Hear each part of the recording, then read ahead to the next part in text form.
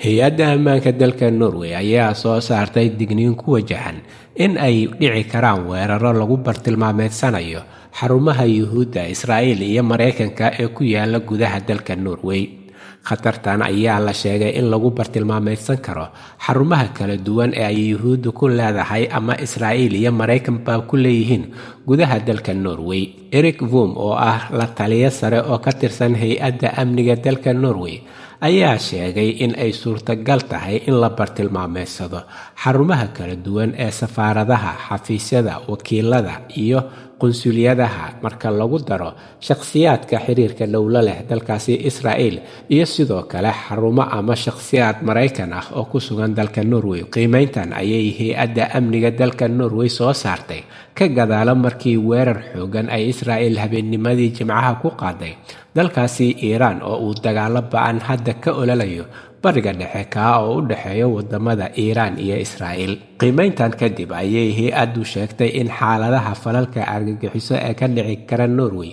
ay weli yihiin mid dhexdhexaad ah oo aanan sare u kicin. Taliyaha howlgallada booliiska magaalada Oslo, Alexander Osterhag, ayaa isaguna sheegay in booliiska magaalada ay weli ku taagan yihiin tallaabooyinkii loo dejiyay, kuwa oo uu sheegay inuusan carabaabin balse ay tahay mid looga hortegayo xaaladaha amni darrada ee ka dhici kara guud ahaan dalka Norway. Halka ay wararka ugu doorkaroon idinkaga imaanayaan waa Somali Voice in Norway ama codka Soomaaliyeed ee Norway, waxaana idinla socodsiinayay aniga oo ah Cabdulaahi Shiine.